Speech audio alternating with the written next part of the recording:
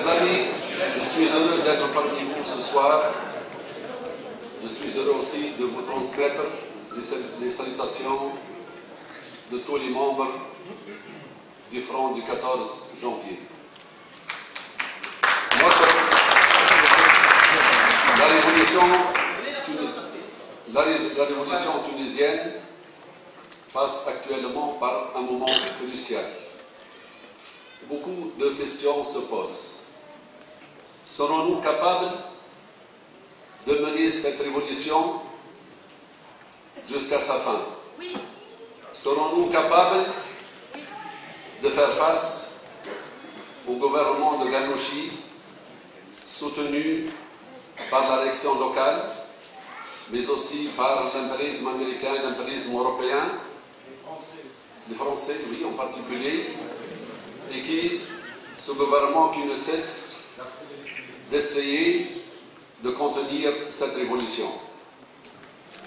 Nous, révolutionnaires, progressistes et démocrates tunisiens, serons-nous capables de présenter l'alternative à notre peuple? Ces questions se posent pour la simple raison que notre révolution tunisienne n'est pas encore achevée. Notre révolution est à mi-chemin. Comme vous le savez, dans toute révolution, la question fondamentale qui se pose, c'est celle du pouvoir. Est-ce que la classe ou les classes qui ont fait la révolution, ou qui font la révolution, est-ce qu'ils ont pu arriver au pouvoir ou non? Chez nous, en Tunisie, le peuple tunisien n'a pas encore conquis le pouvoir. Certes, notre peuple s'est débarrassé des dictateurs. Il a ébranlé les fondements de la dictature. Il a arraché des espaces de liberté très importants. Mais je dois dire que le pouvoir reste encore entre les mains de la réaction tunisienne. Même si cette réaction est affaiblie. Mais elle détient toujours l'administration, l'armée, la police, les médias et aussi la justice. C'est pour cette raison-là que la question qui se pose pour nous, Tunisiens, est celle de savoir comment continuer cette révolution pour qu'elle aboutisse à sa fin, pour qu'elle réalise ses objectifs. Actuellement, le gouvernement de Ghannouchi, toutes les mesures, toutes les réformes qu'il est en train de faire n'ont qu'un seul but, celui de ressusciter le régime de Ben Ali sans Ben Ali.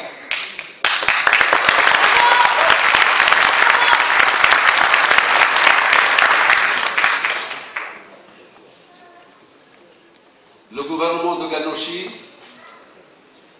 il a essayé d'élargir le gouvernement à certains représentants de l'opposition.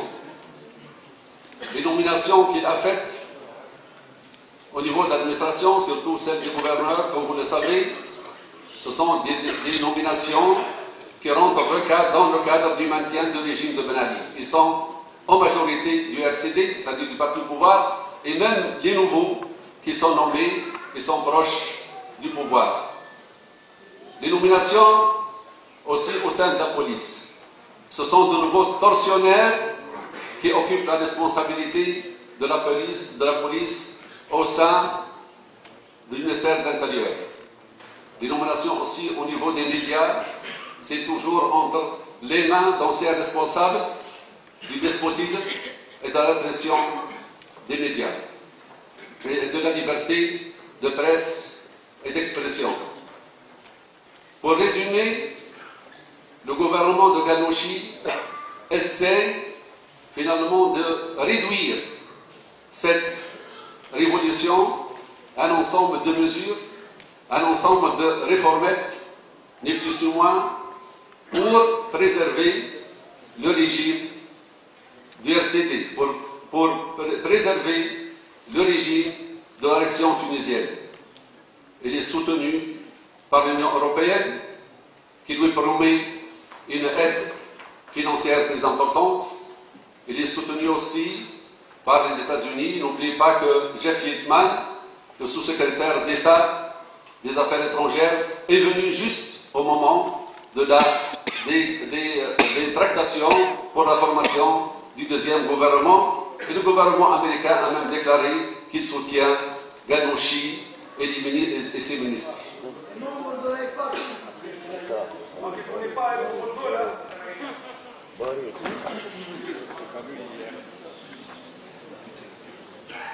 Le peuple tunisien, ou notre révolution réellement est en train, si Ghannouchi est encore là, si l'élection est encore là, c'est tout simplement parce que notre révolution est en train de payer le prix de ses faiblesses.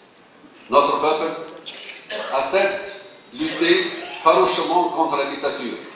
Comme je l'ai déjà dit, il s'est débarrassé des dictateurs. Mais il y a quelque chose qui a manqué à cette révolution, c'est la direction politique. C'est une direction politique qui aurait pu diriger cette révolution jusqu'à sa fin. La réaction est en train d'exploiter cette faiblesse, ce manque de conscience politique et ce manque d'organisation. Actuellement, c'est un problème de temps. C'est une course à la montre.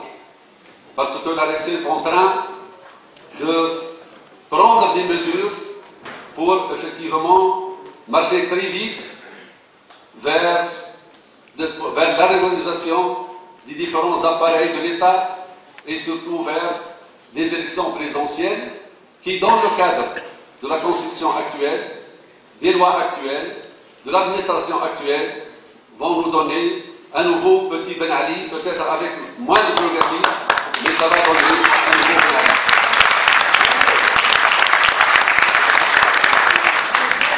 Mais je dois remarquer que quelque chose de très positif, c'est que le peuple tunisien est conscient de cette faiblesse.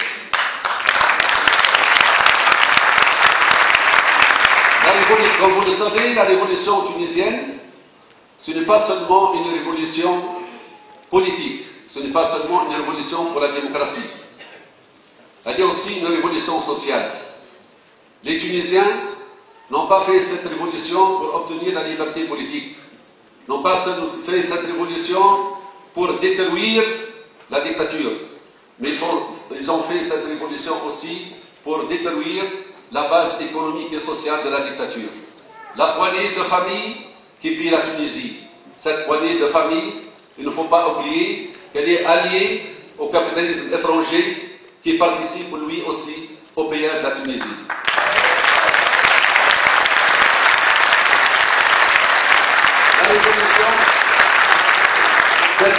La révolution tunisienne, elle est aussi une révolution pour la dignité nationale. Parce que le régime de Ben Ali, il a essayé d'humilier le peuple tunisien. Le peuple tunisien, soumis au diktat de sociétés étrangères, les travailleurs n'ont même pas le droit d'avoir un syndicat en Tunisie, surtout dans les secteurs privés. Le régime de Ben Ali, il a interdit, il a privé le peuple tunisien de soutenir le peuple palestinien, le peuple libanais, le peuple irakien. Il a privé de soutenir les peuples arabes, mais aussi tous les peuples du monde qui luttent pour leur dignité et pour leur liberté. Cette révolution, actuellement, elle est en train de s'organiser. Elle est en train de dépasser ses faiblesses. Au niveau régional et local, les forces révolutionnaires qui ont émergé sont en train de s'organiser dans des conseils. La gauche et les nationalistes progressistes s'organisent dans le cadre du 14 janvier. Mais aussi, comme l'a dit mon ami Amor Shahed, la majorité absolue des forces politiques et aussi des forces civiles s'organisent dans le cadre du Conseil national pour la sauvegarde de la révolution.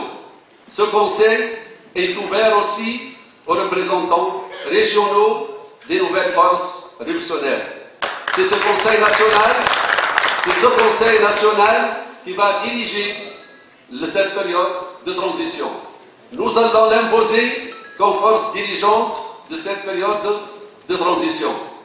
Pour cette période de transition, nous allons lutter pour aller de l'avant vers l'élection d'une assemblée constituante.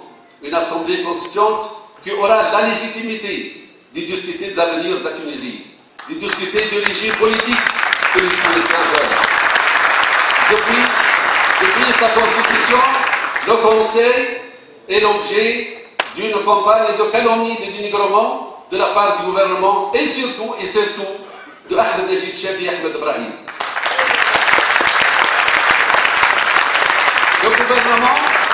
Le gouvernement, il essaie de dire que ce Conseil n'a pas de légitimité. Mais d'où vient la légitimité pour le gouvernement actuel? Est-ce qu'il a une légitimité? Non.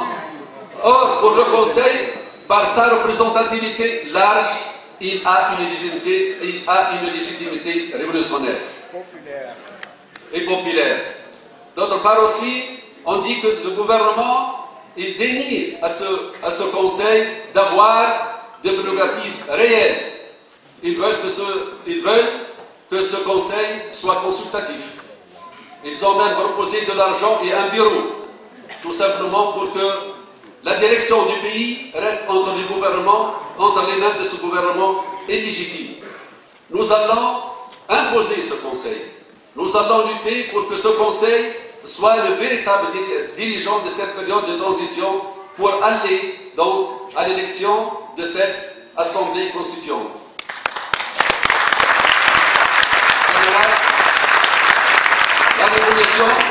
La révolution est un processus. Notre révolution n'est pas achevée. Nous allons la continuer. Actuellement, il y a une grande mobilisation dans plusieurs régions. Et dans les jours qui viennent, la mobilisation va encore s'accentuer. Ce que je peux vous dire, c'est que nous continuerons cette révolution. Nous ne lâcherons jamais notre peuple. Et je suis sûr que nous allons gagner, que nous allons arriver à imposer en Tunisie un régime démocratique et populaire et entièrement réaliste.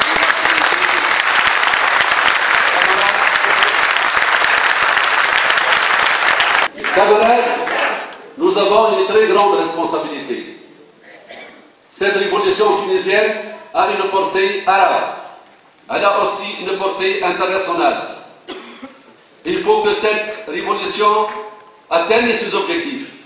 Cela donnera certainement de l'espoir à d'autres peuples, aux autres peuples arabes et aussi aux autres peuples du monde. Actuellement, la révolution en Égypte, ainsi qu'en Libye, et peut-être demain au Yémen et dans d'autres pays arabes, représentera un grand appui, un grand soutien pour la révolution tunisienne. Elle représentera aussi un grand soutien au peuple palestinien et aussi à tous les peuples du monde. Nous devons remercier tous les révolutionnaires, les démocrates et progressistes dans ce pays, qui n'ont cessé de nous soutenir et surtout dans les moments les plus difficiles. Vive la révolution! Vive la révolution! Tahya Thawra! Tahya Thawra!